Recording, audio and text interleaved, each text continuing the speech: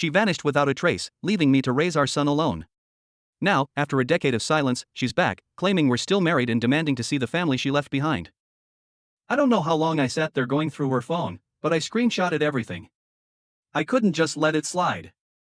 I saved all the proof to my own phone because I knew at that moment I was going to need it. The next day, I barely slept. I felt sick thinking about what I was going to do. I didn't want to just blow up right then and there, so I decided to wait. But I also knew that this wasn't just about me.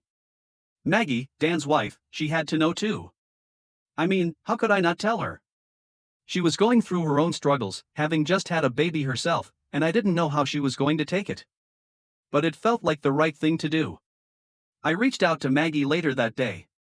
I went over to her house while Sarah was still at home with Jason. It was hard, man. I sat there, trying to find the right words, but no matter how I put it, it was going to shatter her world too. Eventually, I just told her everything. She didn't cry at first, she just stared at me like her brain couldn't process it all. I gave her the screenshots I'd taken and that's when she started crying. I don't think I've ever felt so bad for someone in my life. I felt like the bearer of bad news wrecking someone else's world. But I knew I couldn't stop there. I had to confront Sarah. That evening, I sat her down and I just let it all out. I told her what I'd found, how I knew everything, and that I wasn't going to let it slide. She started crying, of course, begging me to forgive her, saying it was a mistake and that she still loved me. But it didn't matter. I couldn't trust her anymore, and there was no way I was going to keep living a lie. I told her I wanted a divorce, and that was it. I wasn't playing around. I even went and got a paternity test for Jason because the affair lined up with when he was conceived. I hated that I even had to do that, but I couldn't shake the doubt. Waiting for those results was brutal, but I needed to know for sure. 2 days later I came home from work, and the house was quiet. Too quiet. Jason was in his crib, crying his eyes out. But Sarah? She was gone. No note, no explanation. Just gone. My heart sank. I went through the house looking for her, thinking maybe she'd gone to the store or something. But no, she'd left. The only thing I found was a note she'd left on the table. In it she said she didn't love me anymore, and that she had left with Dan. She told me not to contact her, and that was it. She'd taken off, leaving me alone with our baby. I knew she was leaving, but I never thought she'd actually abandoned Jason. That's what broke me the most. How could someone leave their 6-month-old son? How could a mother do that? It didn't make sense. I couldn't wrap my head around it. But there it was, right in front of me. She was gone.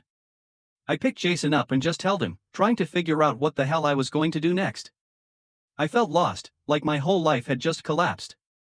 Everything I thought I knew about Sarah, everything I thought we had, was gone in an instant. Wife abandoned me and our son 10 years ago. Now she demands to have her family back. Alright, here it goes. I'm going to start from the beginning. And honestly, writing this down is making me remember all the crap I went through. So here's my story, and I hope it'll help someone out there who's been in a similar situation. So, I'm 34 years old now, but let's rewind to 2012. Back then, I was in my mid-20s, and I had just married Sarah. She was a year older than me, 35 now. We got married after dating for a few years, and everything felt like it was falling into place. You know that feeling where you think, yeah, I made it? That's where I was. I had a decent job, we had just moved into a nice little house in a quiet neighborhood, and we were expecting our first baby. Jason, my son, was born in 2013. And man, becoming a dad felt like the most incredible thing. I can't even describe it. I'd wake up in the middle of the night just to check on him, even if he was asleep. It's one of those feelings you can't fully understand unless you've been there. My world revolved around him. But here's the thing. Life doesn't give you a heads up when it's about to slap you across the face. I thought everything was perfect. Sarah and I were busy with the baby, adjusting to being new parents, and figuring out the whole work-life balance. But just when I thought things were going well, the first crack appeared. It was November 2013. Jason was about 6 months old. Sarah had gone to bed early because she was tired from dealing with the baby all day. I stayed up late watching TV, nothing special. And then her phone, which was charging on the coffee table next to me, buzzed.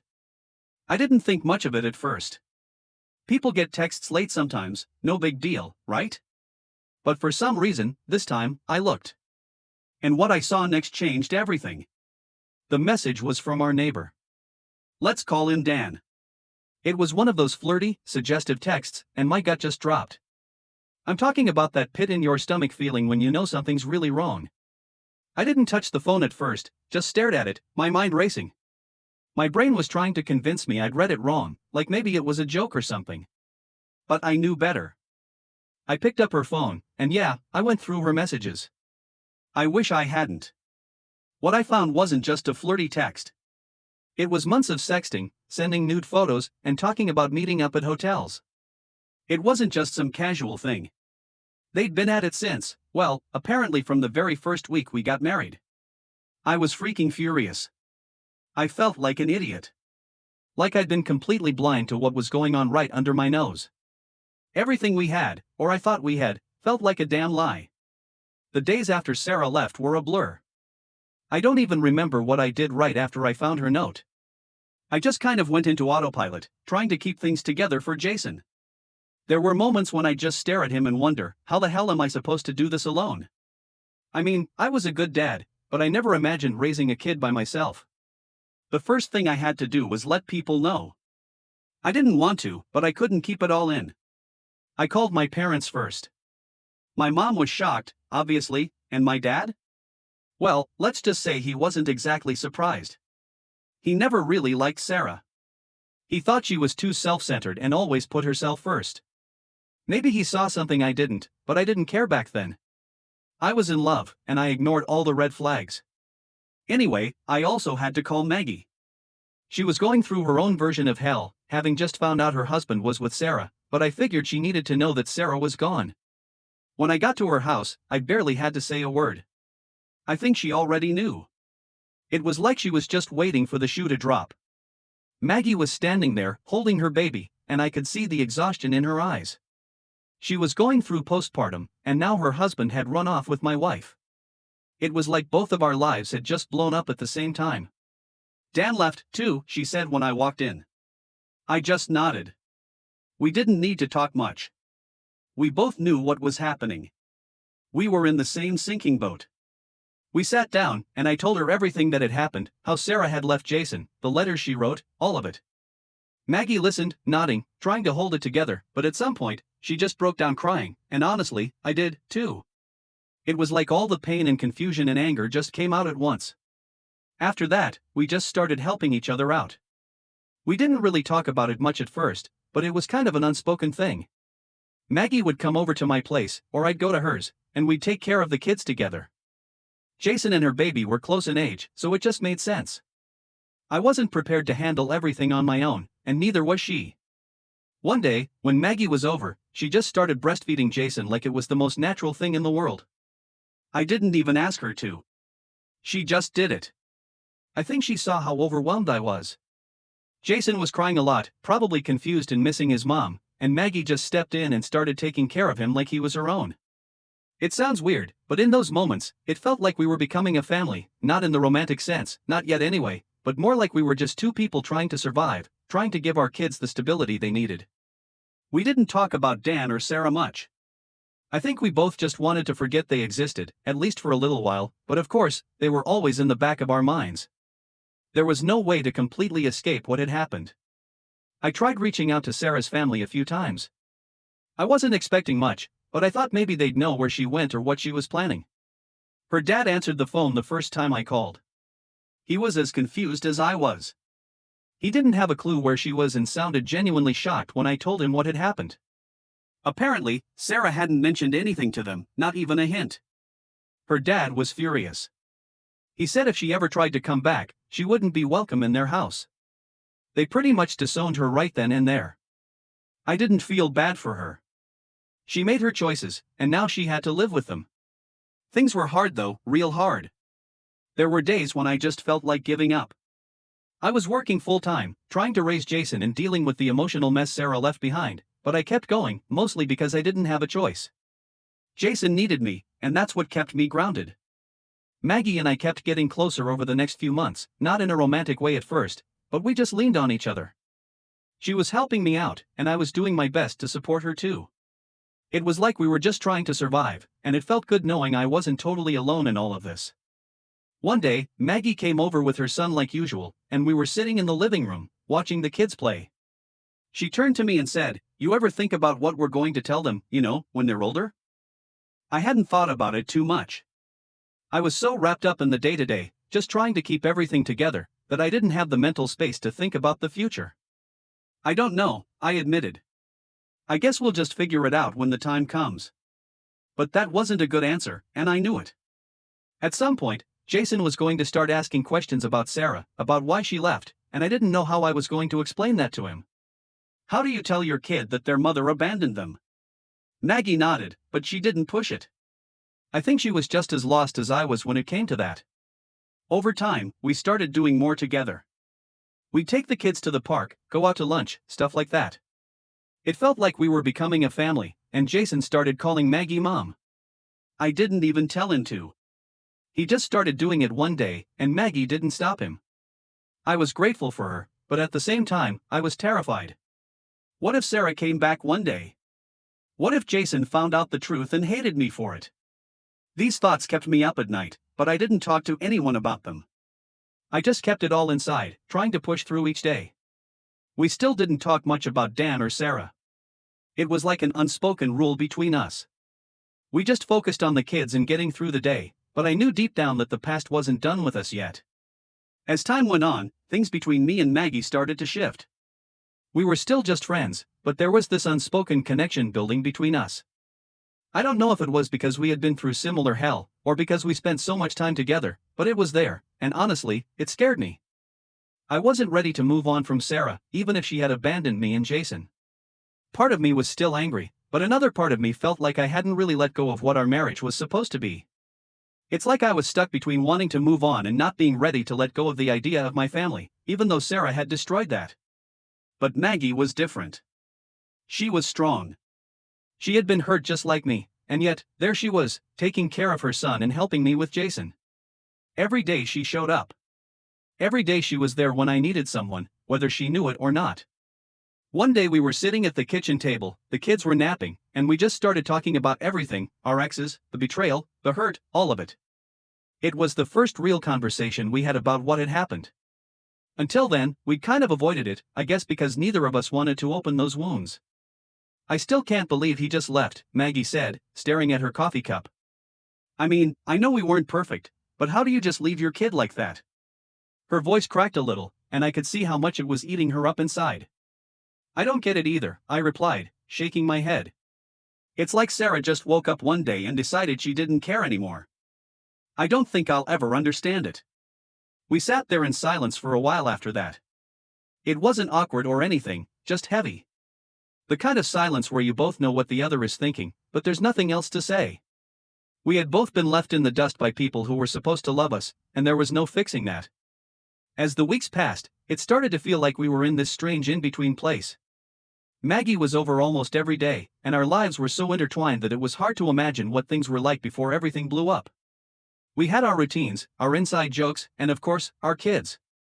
It felt like we were a family. One afternoon, we took the kids to the park.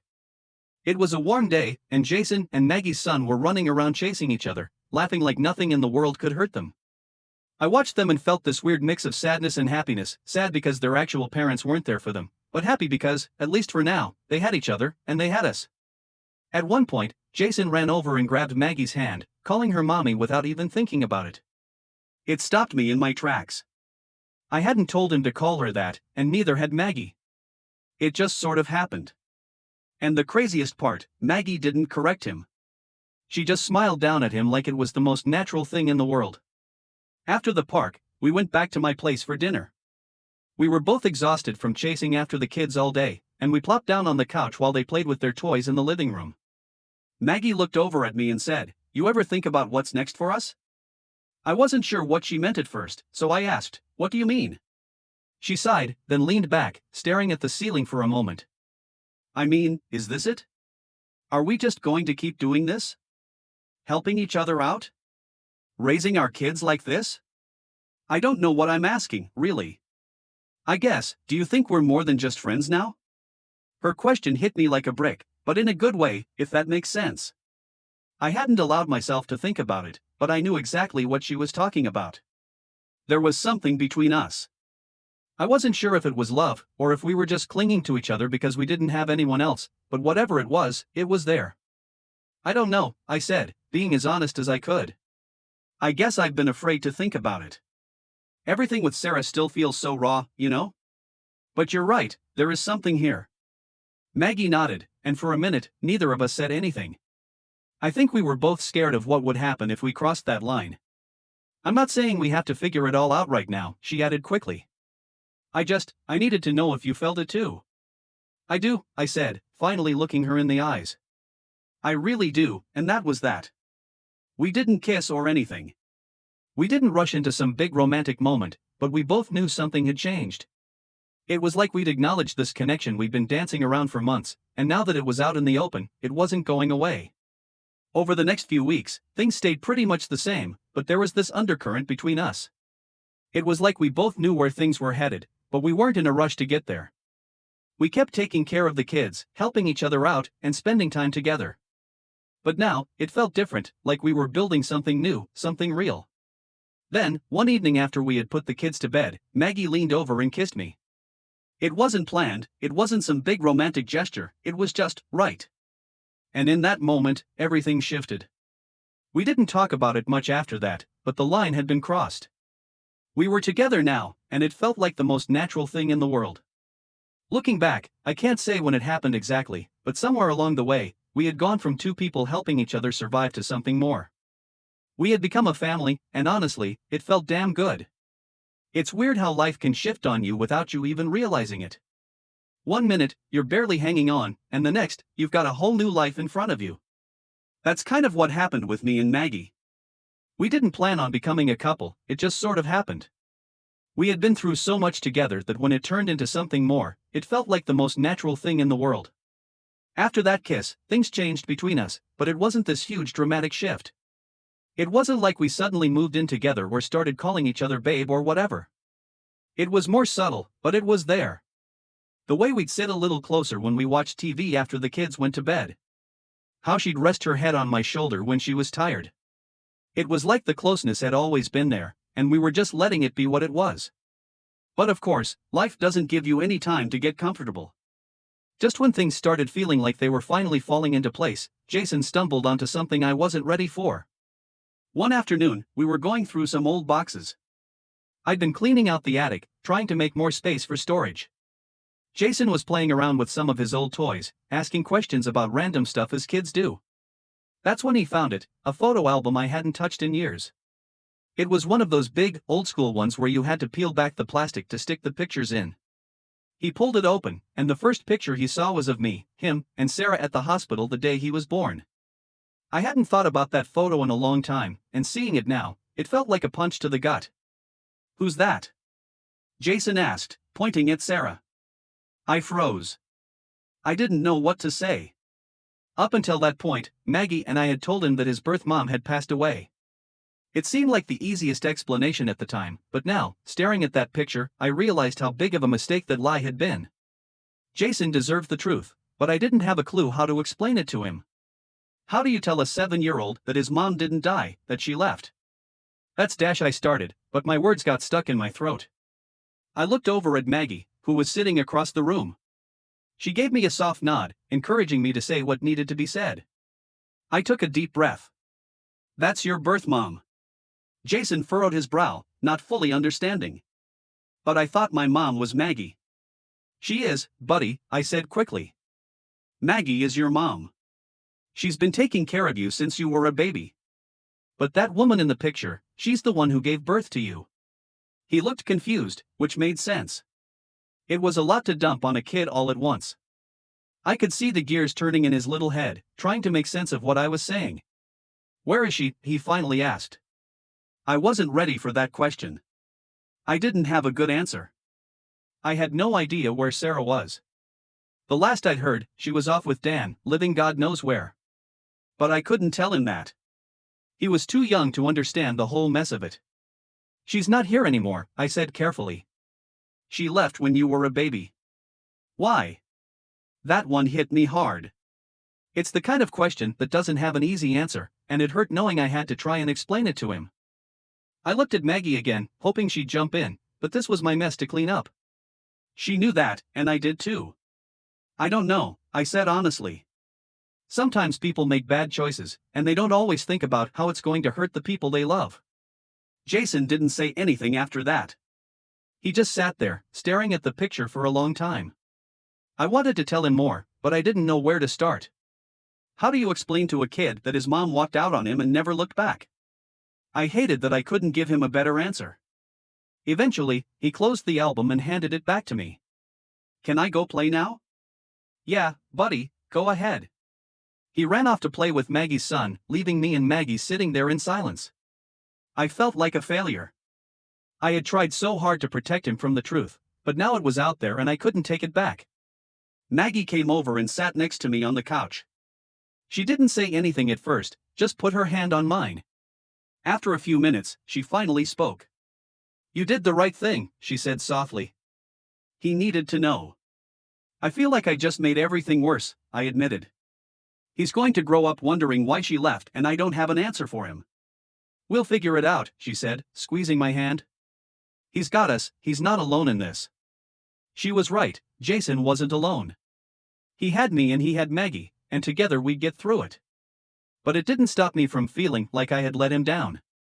I should have told him the truth from the start, but instead, I had fed him a lie because it was easier. Now I had to deal with the consequences. Over the next few days, Jason didn't bring up the picture again. He went about his normal routine, playing with his toys, going to school, and hanging out with his friends. But I could tell something had shifted in him. He was quieter, more thoughtful. I could see the wheels turning in his head, and it killed me knowing that he was probably still trying to make sense of everything. I kept expecting him to ask more questions, but he never did. Maybe he wasn't ready, or maybe he was just trying to process it on his own. Either way, I knew this wasn't the end of it. The questions would come eventually, and when they did, I'd have to be ready to give him the answers he deserved. But for now, I just had to be there for him, be the dad he needed, even if I didn't have all the right words. And no matter what happened next, I knew one thing for sure, I wasn't going anywhere. I'd be there for him, every step of the way. Life with Maggie was good. After divorcing Sarah, Maggie and I got engaged about a year later. We were already like a family, so it felt like the natural next step. We got married and had our first child not long after. Together, we built a life where we were happy, and for the most part, the mess with our exes seemed like a distant memory. We'd talk about them from time to time, but mostly it was just to remind ourselves how far we had come, how much better things were now. But then, fast forward 10 years, and out of nowhere, an anonymous email showed up in my inbox. I didn't recognize the sender, but when I opened it, the message made it crystal clear who it was from. It read, "I want to see my son and get my family back. We're not divorced yet." I felt this weird mixture of shock and anger reading that. It was Sarah. After all these years, she decides to pop back into our lives, acting like nothing had changed. I hadn't heard from her since she left, and now she's claiming we're not divorced? The nerve of her. I showed the email to Maggie, and she instantly freaked out, understandably. She asked me, "Are you going to take her back?" I could see the worry in her eyes. She was scared that Sarah could somehow come back and ruin everything we'd built. I hugged Maggie and told her exactly how I felt. She's an ugly part of my past, and I would never leave you for her. I'd never take her back, ever. That calmed Maggie down, but the situation wasn't simple. Even though there was no way I was taking Sarah back, now I had to figure out what to do about her request to see Jason. The thing is, I have full custody of Jason, because Sarah was nowhere in the picture for all these years. She left, and I was the one who raised him. But now that she's back, does she still have any rights? Could she mess up our lives again by trying to claim custody or visitation? I had so many questions, and I didn't know what to do. One thing was for sure, I wasn't letting her just waltz back in like nothing happened, but I was torn about whether Jason should meet her. I didn't want to take away his chance to know his biological mother, but I also didn't want her to hurt him like she hurt me. After sitting with it for a while, I decided to reach out to a friend of mine who's a lawyer. I wanted to know what I was dealing with legally. Could Sarah come back and demand visitation? Does she have any parental rights left after abandoning Jason for 10 years? My friend told me something that made me feel a lot better. He said that if a parent has been absent and failed to contact their child for over a year, they can have their parental rights terminated. In Sarah's case, it had been a decade. He reassured me that it would be next to impossible for her to get custody or even regular visitation, especially since she left without a trace and never bothered to reach out until now. I felt a huge weight lift off my shoulders hearing that. With that relief, I decided it was time to tell Jason the full truth about his biological mother. Maggie and I had already been going to therapy with him to deal with some of the questions he had after seeing Sarah's photo. I wanted to make sure we did this the right way, so I brought it up in one of our sessions. Meanwhile, I was still trying to figure out what the hell Sarah wanted after all these years. So I reached out to her father. We hadn't talked in a long time, but we were still on good terms. He had been just as shocked and disgusted by Sarah's behavior as I was when she left. I asked him if he knew why Sarah was suddenly trying to come back into our lives. Turns out, Sarah had been in contact with her sister off and on over the years. Not about Jason, though. She was only reaching out for money whenever she needed help. According to her dad, Sarah had hit a rough patch. She was working a minimum wage job and living in a cramped apartment with 3 roommates. She'd been scraping by for years, but now even her sister had stopped helping her out. She was asking for more money than ever, and her sister just couldn't do it anymore. I felt bad for a second hearing about her situation, but then I remembered what she had done. She left me and her own child. She made her choices. Her dad even said that reintroducing her to Jason was probably not a good idea. She hasn't changed, he said. She's in no position to be a positive influence in his life. After talking to him, I reached out to Sarah's sister to get more details. Her sister was honest with me. She told me Sarah never asked about Jason, not once in the last 10 years. All she cared about was getting money to pay rent or cover groceries. And to top it off, Sarah's affair partner, the neighbor she left me for, was in prison for sexual assault. Apparently, he'd been locked up since 2015. Hearing that news, I didn't know whether to laugh or cry. I guess it was karma catching up to him, but it didn't make anything better for Jason or me. I asked her sister if Sarah knew about the divorce, and she told me Sarah still thought we were married. She didn't have a clue that I had filed for divorce years ago and moved on with my life. I told her to go ahead and fill Sarah in on the reality of the situation, how I had full custody of Jason, how Maggie and I had built a family together, and that Sarah had no claim over our son anymore. It was time for her to realize she couldn't just come back and pick up where she left off.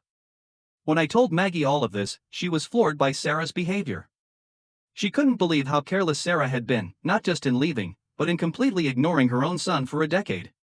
She was shocked about the affair partner, too, though honestly, it didn't surprise me. They were both a mess. It's been about a month since Sarah sent that email, and she hasn't reached out again. I think once her sister explained everything to her, she realized there wasn't much she could do. Maggie and I have decided to move forward with legally adopting each other's kids. It's something we've talked about for a while, and this whole situation just pushed us to make it official. I doubt Sarah will contact us again. I think she knows she doesn't have any rights here, and hiring a lawyer would just waste her time and money. But if anything changes, I'll let you guys know. For now, we're focusing on our family and keeping our lives as peaceful as possible.